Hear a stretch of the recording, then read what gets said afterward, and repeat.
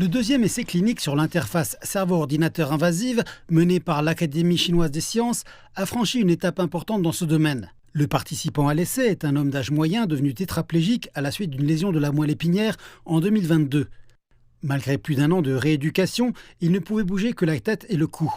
En juin 2025, les chercheurs lui ont implanté un système d'interface cerveau-ordinateur. Après 2 à 3 semaines d'entraînement, il a pu contrôler le curseur d'un ordinateur et une tablette à l'aide de ses pensées, ce qui correspond au résultat du premier essai clinique mené par l'équipe. Toutefois, cette fois-ci, les chercheurs sont allés plus loin. Ils ont étendu le système du contrôle bidimensionnel de l'écran à l'interaction tridimensionnelle avec le monde réel.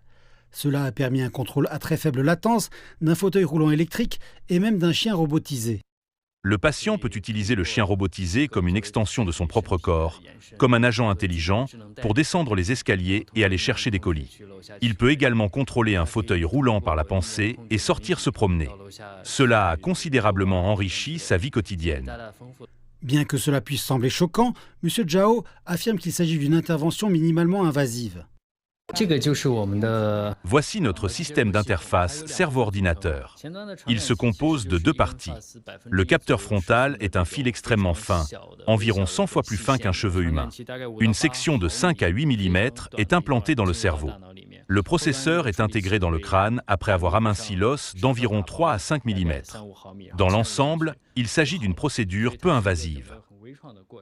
Après l'implantation, le patient est guidé pour utiliser ses pensées. Bien que le patient ne puisse pas bouger ses membres, il peut imaginer des mouvements, comme tourner son poignet. Nous transposons ces intentions sur des appareils externes. C'est comme si l'appareil était intégré à son corps et qu'il le percevait comme une partie de lui-même.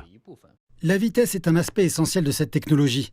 En personnalisant les protocoles de communication, l'équipe a réduit le délai de bout en bout entre l'acquisition du signal neural et l'exécution de la commande par les appareils externes à moins de 100 millisecondes. C'est encore plus rapide que le délai neural naturel du corps, ce qui crée une expérience de contrôle fluide.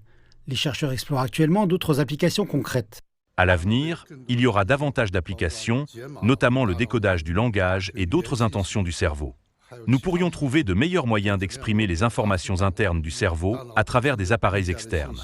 Pour le moment, les interfaces cerveau-ordinateur invasives sont principalement utilisées à des fins médicales, avec déjà des dizaines de cas cliniques à leur actif. La Chine souhaite promouvoir dans un avenir proche et à grande échelle les applications de l'interface cerveau-ordinateur pour les personnes ayant des besoins particuliers.